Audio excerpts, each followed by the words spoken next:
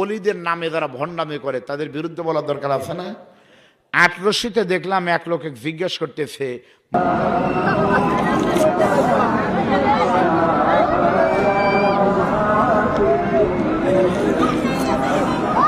আলহামদুলিল্লাহ এই যে ওষুধ, হ্যাঁ এই যাই ওষুধ, যত বড় বিভাগ হোক আর যত ব্যক্তিগত হোক খাওয়া যাবে না, আল্লাহ রহমত মা পড়ে যাবে। মাটির কাঁসায় ভাত খাচ্ছে, ডাল খাচ্ছে, চুষে খাচ্ছে। সাংবাদিক বলতেছে এত তৃপ্তি করে খাচ্ছেন? বলে ভাই এইভাবে ডাল খাই না, কিন্তু খাচ্ছি।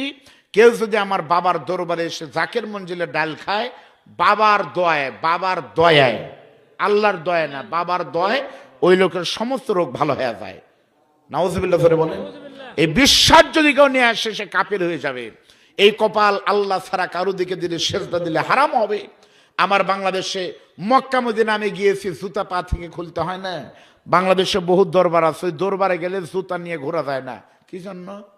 বাংলাদেশে আমি মক্কা মদিনায় গিয়েছি, অনেক নবী সাহাবীদের রওজা শরীফ জিয়ারত করেছি, কবর জিয়ারত করেছি।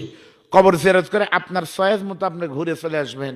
বাংলাদেশের বহু পীরের দরবারে গেলে আপনি মনে করেন দুর্গাপুর গেছেন বা জামগ্রাম পীর সাহেবের কবর, আপনি ওখান থেকে ব্যাগে আসবেন, আপনাকে ব্যাগে আসা লাগবে, ঘুরা যাবি না। এটা কি শিরক না? বাংলাদেশে বহু পীরের দরবারে গেলে পীর সাহেব বসে আছে, পা বের করে দিচ্ছে আর মুরিদে গিয়ে সালাম করতেছে, সেজদা দিচ্ছে। এটা কি শিরক না?